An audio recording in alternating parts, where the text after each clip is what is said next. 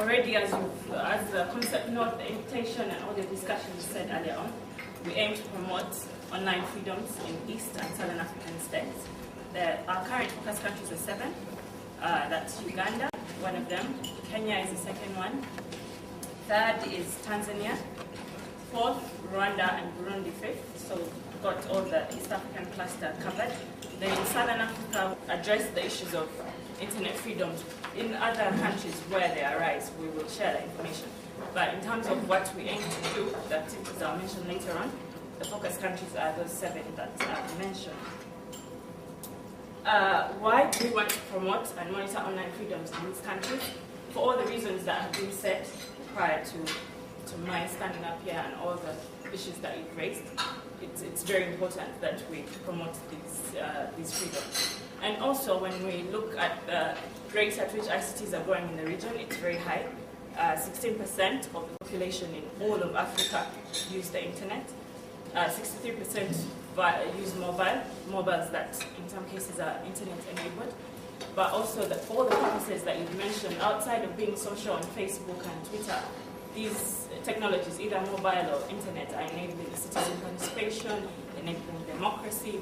They are being used to monitor service delivery, fight corruption, mobile money, and these are platforms that primarily are the underlying technology is the internet. So it's important that, it's a technology that we're using to promote development and participation on the continent, but it should not be a platform that's, undermined or used to undertake surveillance. There are a lot of incidents across the continent as well as outside that infringe the rights that people have been enjoying online. There's numerous accounts of those incidents. You've got leaflets that show how much information Facebook discloses to governments, or the information that governments ask for from Facebook and Twitter. And then there are also laws. There are very many laws across the region that, even though they were not developed in the internet age, they can be used to curtail the rights that people enjoy. And in some of the countries where the laws probably don't provide for those infringements, you're the law itself. So you take the legal system takes it into their hands to actually, arrest people, intimidate people, shut down the internet or shut down Facebook.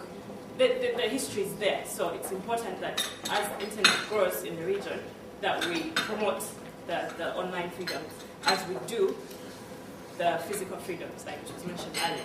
And in promoting, of course, you need to be informed and have reliable research, have legitimate basis on your advocacy and noise making, and not just go out there and make noise without clear information or background or research being done to promote these liberal regimes. Our approach is summarized there. The approach is the same as the activities. It's the strategy, or how we'll go about promoting. It's new, like Wakabi said. Prior to this, I think there was an open net initiative that was global, but just had a few focus countries, and they were not, most of them are not in Africa. There's an open net Eurasia, which deals with Europe and Asia.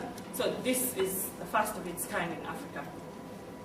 So what we're going to do, or what we aim to do, is research and advocate, but informed research and advocacy. So we have to analyze policies, we have to gather evidence, we have to look at the practices in those countries. The main issues we'll look at are intermediary liability, whether the ISPs or telecoms that provide you with this internet have obligations under legal frameworks that tell them that, when a president calls and says, shut down this website, they are obliged to do so. Such legislation can be called intermediary liability legislation specifically, or it will appear in another law like the Communications Act or the Terrorism Act. That's liability of intermediaries. We're finding out where it's spelled out and what it says and what the obligations of intermediary liability are. In some sense, it would be great if they just said no. Intermediaries are not liable for the information that you or I or another person posts online. So we're going to research into that. Secondly, we look at privacy and security. Again, these are issues that legacy legislations don't address. there are not very many laws that specifically spell out what privacy and security mean online. They may be there in the Constitution that you're entitled to your privacy, your security, whatever you practice behind closed doors is your business. In legacy legislation, physically it's there, but it's not always spelled out when it comes to the online sphere. Thirdly, we look at access to information. Access to information, sometimes it's provided for, sometimes it's not.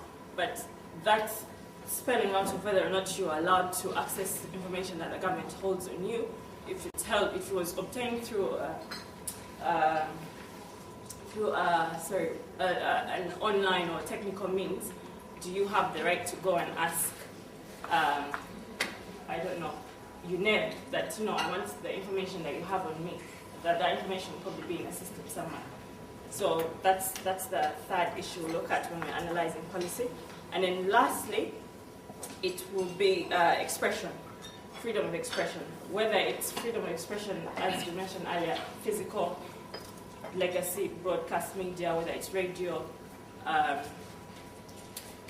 print media, or television, but also freedom of expression online. Like Esther said, do I have the right to go and call her an idiot on Twitter just because I have freedom of expression? Maybe not. But what the laws actually provide for is important on those four aspects I've mentioned. So that's what we'll do in the research and advocacy stream. Then dialogue is what we're doing here. Like I said, there are not many conversations happening on these matters, even though they're happening.